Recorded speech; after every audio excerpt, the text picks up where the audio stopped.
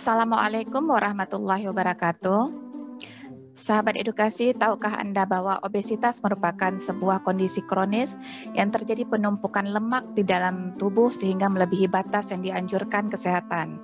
Seseorang yang banyak mengkonsumsi makanan tinggi kalori dalam bentuk gula dan lemak ditambah dengan gaya hidup yang tidak banyak bergerak menjadi penyebab obesitas.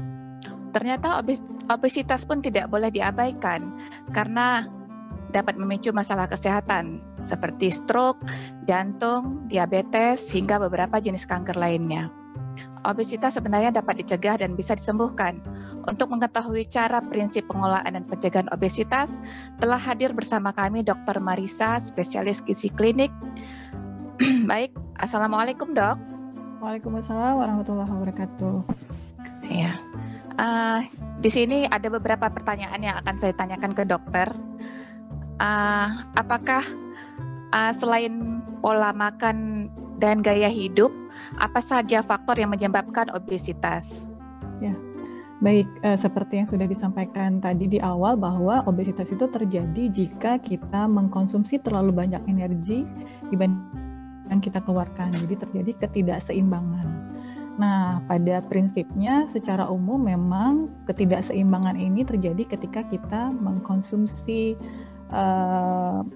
makanan yang tadi ya, pola makan yang tidak seimbang ya, terlalu banyak makan gula, lemak, sumber karbohidrat terlalu tinggi, dan aktivitasnya aktivitas fisik atau olahraganya nggak cukup. Nah, ada beberapa faktor lain sebenarnya yang bisa menyebabkan obesitas, diantaranya yang pertama adalah genetik. Genetik ini bukan penyebab secara utama, tetapi dia faktor pencetus atau faktor yang menjadi modal seseorang untuk bisa menjadi obesitas. Artinya orang yang kedua orang tuanya itu gemuk, maka lebih beresiko menjadi gemuk dibandingkan dengan orang yang kedua orang tuanya normal. Kemudian ada lagi faktor pencetus lainnya, misalnya penggunaan obat-obat tertentu. Jadi ada obat-obat antidepresi yang bisa mencetus, meningkatkan nafsu makan ya, Kemudian akibatnya asupan makanan kita jadi tidak sengaja lebih banyak dari seharusnya. Jadi balik lagi kepada prinsipnya, dia menyebabkan intake atau asupan makanan kita lebih besar daripada seharusnya. Ada lagi yang disebabkan karena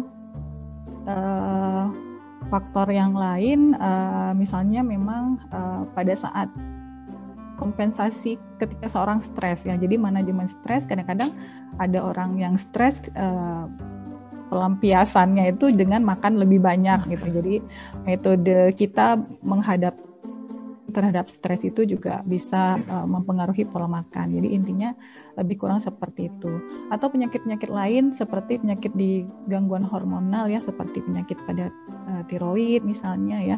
Kemudian ada memang gangguan hormonal tertentu yang bisa memang menyebabkan obesitas seperti itu. Oh, begitu. Baik. Sebenarnya prinsip apa saja yang harus dijalani dalam pencegahan dan pengelolaan obesitas ini, Dok? Ya, baik. Karena kita obesitas ini adalah ketidakseimbangan antara asupan energi ya, yang kita makan dengan yang kita keluarkan, maka prinsipnya adalah mengembalikan itu menjadi seimbang ya. Jadi prinsipnya adalah mengembalikan pada keseimbangan itu. Jadi kalau kita menilai diri kita, oh sepertinya ini terlalu besar energinya yang saya makan ya, dibandingkan dengan yang saya keluarkan, artinya kita harus mengurangi gitu ya. Atau asupan energi yang saya makan sudah proporsional, tetapi saya kurang gerak nih, kurang aktivitas, maka kita akan meningkatkan aktivitas itu. Jadi prinsipnya adalah memodifikasi gaya hidup dan pola makan, karena itu adalah dasar dari pencegahan dan pengelolaan obesitas.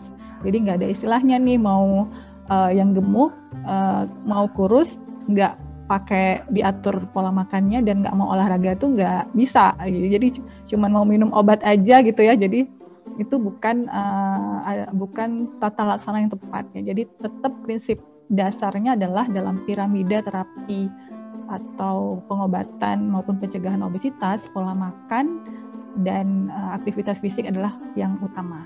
Yang utama. Sebenarnya dokter, yang dikatakan obesitas itu sudah pasti yang gemuk, tapi terkadang ada yang orang tidak gemuk tapi perutnya buncit gitu. Ya. Apakah itu juga dikatakan obesitas? Ya. Jadi lingkar perut. Iya benar ya, lingkar perutnya. Jadi obesitas adalah, kembali kepada definisinya, adalah penumpukan massa lemak berlebihan ya, massa lemak berlebihan, dan paling mudah memang ditandai dengan indeks massa tubuh. Indeks massa tubuh kita untuk orang Asia, maka ketika di atas 25 kg per meter kuadrat maka dikatakan obesitas, seperti itu. Nah, kembali lagi kepada pertanyaan tadi, ada orang yang sepertinya indeks massa tubuhnya normal-normal aja mungkin ya, tetapi mungkin kelihatan lingkar perutnya membesar. Nah, ada lagi kategori lain sebenarnya bisa kita lihat dari komposisi lemak tubuhnya.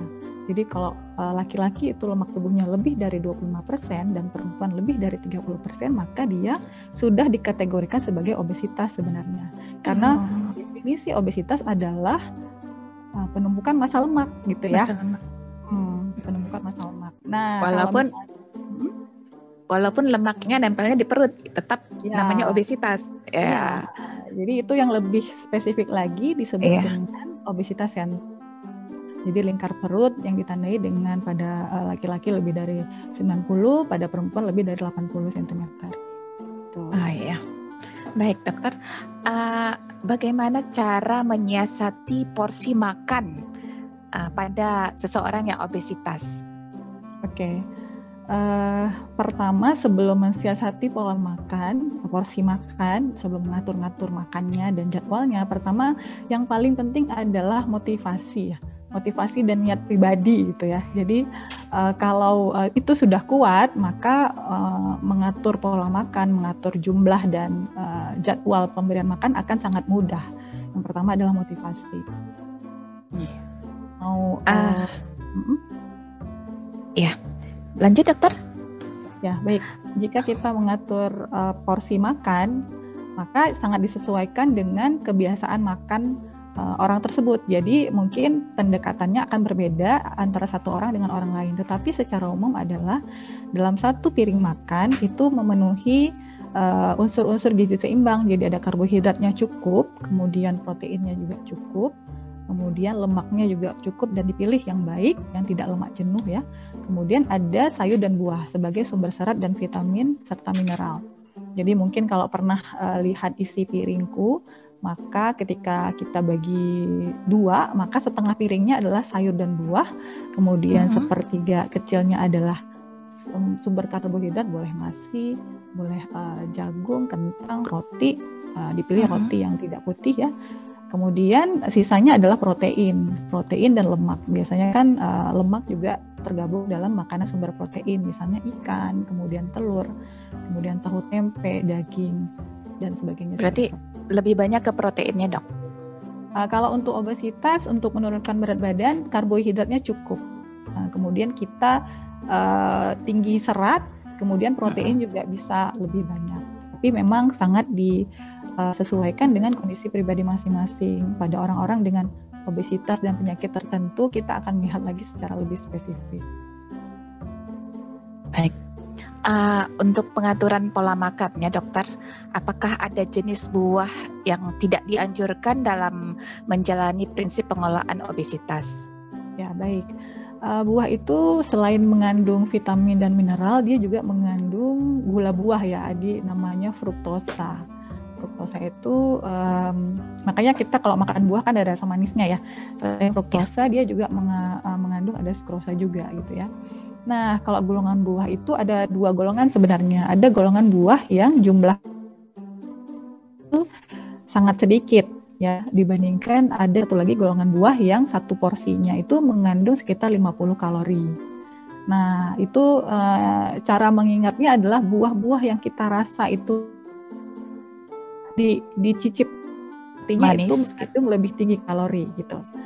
Tapi buah-buah yang kita rasa tidak terlalu manis ya, misalnya kayak apel, pir, ya walaupun manis ya sebenarnya memang manis buah ya, tetapi tidak menimbulkan rasa terlalu manis banget ini, ya sampai manis gitu ya, itu aman dikonsumsi. Jadi kita perlu memang mengkonsumsi buah karena tinggi serat seperti tadi ya, menimbulkan rasa kenyang lebih lama, jadi nggak bolak-balik makan ya gitu ya.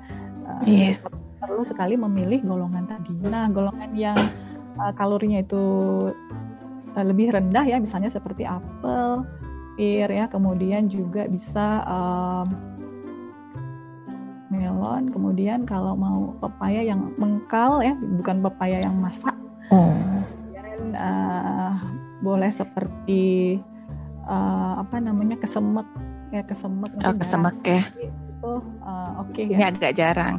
Agak jarang memang. Berarti makanan seperti durian, rambutan itu boleh, jangan dulu. Jangan dulu. Jangan disentuh ya.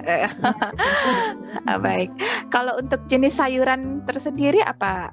Ada yang perlu dipantau gitu, dipantang? Ya, sama seperti halnya. Ya, sama seperti halnya buah, sayur juga ada. Jadi ada sayuran yang rendah kalori ya. Baik sekali untuk program penurunan berat badan karena dia sedikit kalori. Ada yang sayuran memang ya yang mengandung kalori itu biasanya yang berdaun seperti daun pepaya, kemudian daun singkong ya, kemudian daun katu, kacang panjang, buncis ya. Yang kita rasa memang kita makan rebusan aja sayur terasa manisnya gitu, ya kan? Oh gitu. Yang tidak berkalori, artinya kalorinya ada tetapi bisa diabaikan ya, seperti bunga kol, timun, kemudian kalau bunga pepaya bisa bunga pepaya gitu ya, kemudian gambas ya, gambas yang kalau kita rasa emang agak-agak gimana ya, nggak manis memang gitu kalau direbus seperti itu. Direbus. Tapi sebenarnya kalau mengkonsumsi dalam jumlah yang tepat ya, kita konsumsi sayur dan buah 5 porsi per hari, artinya tidak juga berlebihan. Kedua golongan sayur ini boleh dikonsumsi, tidak masalah sebenarnya, karena memang manfaatnya itu serat dan serta vitamin dan mineral itu kita butuhkan gitu. Karena sayur dan mineral ini nggak bisa kita terus-terusan itu aja gitu, karena mereka lengkapi ya, belum tentu vitamin yang ada di sayur A terdapat di sayur lain gitu. Jadi kita boleh bervariasi seperti itu.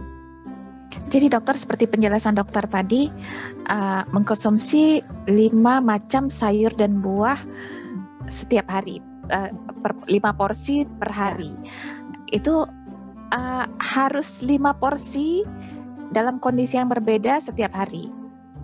Begitu maksudnya, Dok? Ya, 5 porsi per hari. Jadi anjuran dari WHO untuk memenuhi kebutuhan serat serta vitamin dan mineral, kita bisa memenuhinya dari makanan ya. Jadi tidak perlu berpikir harus minum suplementasi dan sebagainya sebenarnya.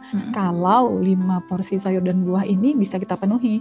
Jadi apakah 3 porsi sayur setiap hari kemudian ada selingan 2 porsi buah, atau sebaliknya seperti itu. Minimal 3 porsi lah. 3 porsi 2 sayur. Ya, 3 porsi total. Jadi minimal 3 porsi. Yang memang dianjurkan kan 5 porsi ya. Jadi bila tidak terbiasa mungkin bisa start atau mulai dulu dengan 3 porsi sayur dan buah. Artinya totalnya jadi 2 buah 1 porsi sayur, atau 2 porsi sayur 1 buah. Kalau lebih bagus lagi totalnya 5 porsi seperti tadi. 5 porsi. Iya. Baik, dokter, bagaimana dengan orang-orang pencinta karbo? Apakah ada solusi dalam menerapkan prinsip pengelolaan obesitas? Ya, baik. Untuk karbohidrat ini kan sebenarnya kita bagi lagi ya. Ada karbohidrat yang sederhana, ada karbohidrat yang kompleks. Kalau yang biasa kita konsumsi untuk bahan makanan pokok kita adalah karbohidrat kompleks ya, seperti nasi, kemudian nasi merah, kentang, itu karbohidrat kompleks karena masih ada seratnya. Untuk pecinta nasi silahkan sebenarnya ya, boleh dikonsumsi nasi putih ya, tapi dengan takaran tertentu. Jadi kita sesuaikan dengan kebutuhan individu tersebut. Jadi ada porsinya tertentu.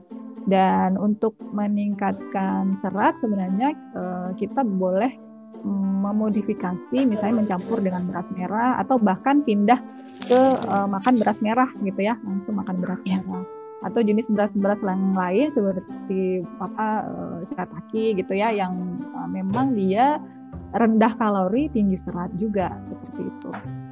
Atau kita bisa triknya lagi, kita campurkan agar ya dalam waktu kita menanak nasi ya, itu juga bisa untuk meningkatkan serat. Nah, bagi pecinta nasi udah clear ya, kita bisa kasih dan kita atur porsinya. Tetapi bagi pecinta gula-gula nih, ya pecinta minuman manis ya, minuman kemasan, soft drink, kemudian boba drink. Oh ya, boba ya.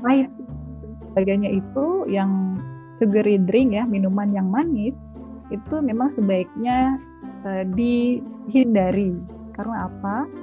Bayangkan saja untuk 1 cup boba drink itu setara dengan 20 sendok makan gula pasir sebenarnya. Oh. Jadi energinya 1 cup sangat tinggi.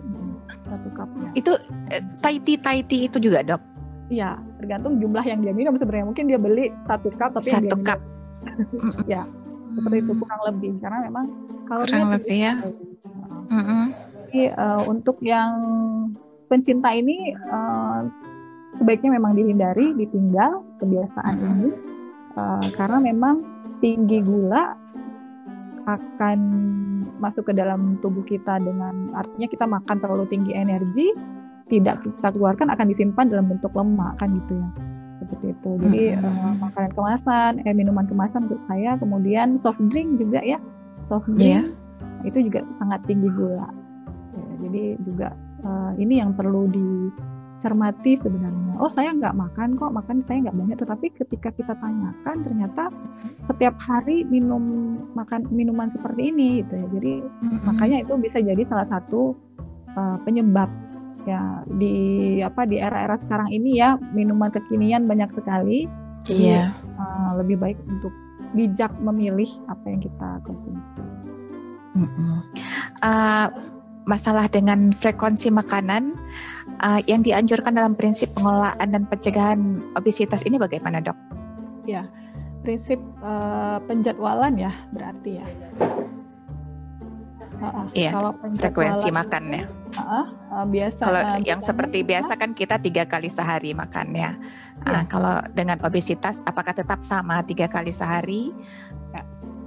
Sebenarnya boleh aja makan 3 kali sehari, kemudian ada selingan juga 2 kali sehari bagi yang biasa nyemil ya.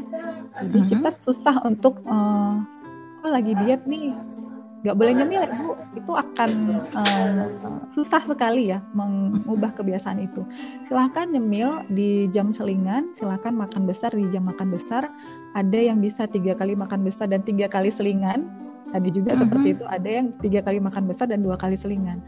Nah, kuncinya adalah kita memilih saja jenis selingan sama makan besarnya seperti apa. Jadi berarti selingannya harus lebih banyak buah ya, Dok ya? Ya, lebih seperti itu, atau yang mengandung tinggi protein juga karena memang efeknya lebih tahan lama ya. Efek kenyangnya maksudnya. Efek kenyang. Jadi disiasati komposisinya saja. Baik, yang terakhir Dokter, apa tips dan saran agar prinsip pengelolaan dan pencegahan diabetes ini dapat berjalan dengan sukses? Seperti Dokter katakan tadi, sebenarnya yang pertama itu motivasi. Kalau yang lainnya, Dok? Ya, motivasi kalau saya bilang itu sangat menentukan, mungkin ada 80%-nya kali ya. Karena kalau sudah motivasi kuat, insya Allah program pencegahan obesitas dengan program diet untuk menurunkan berat badan ini akan lebih mudah kita jalankan.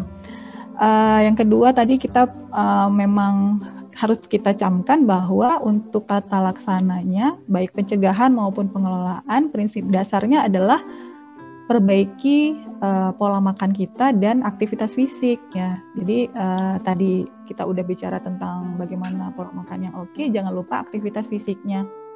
Minimal untuk menjaga kesehatan dan kebugaran kita boleh berolahraga minimal 150 menit per minggu yang dibagi dalam beberapa hari seperti itu. Jadi itu juga penting, apalagi kita yang selama pandemi ini ya banyak kaum rebahan ya Kak ya. Jadi yuklah kita upayakan untuk bisa berolahraga minimal 150 menit per minggu untuk menjaga kebugaran. Nah, Dokter bagaimana dengan ini, tambah sedikit Dokter, bagaimana dengan pengelolaan terhadap orang yang stres, yang pengennya ngemil terus itu? asal dia susah, dia bawaannya pengen makan. Mungkin ada saran dari dokter? Oh iya, ini juga agak ini ya, karena ini mengubah kebiasaan itu butuh waktu ya. Seperti kayak mengubah orang dari pola makan yang kurang baik, makan junk food segala macam, itu terbentuk pola kebiasaan baru itu butuh waktu 3 bulan sebenarnya. Ya, apalagi ini memang kebiasaan pengelolaan stres ini ya. Jadi mungkin kalau sudah ada tertanam di di pikiran kita bahwa obesitas ini bukan hanya sekedar gemuk, konsekuensinya apa? Kita sudah sebutkan di awal tadi bahwa risiko penyakit diabetes, hipertensi, serangan jantung, stroke, impoten, kemudian jenis kanker tertentu itu sangat meningkat dengan obesitas. Jadi yang namanya kebiasaan, saya yakin itu bisa diubah ya. Asal yang pertama dia punya niat, kemudian memang lingkungannya itu mendukung gitu.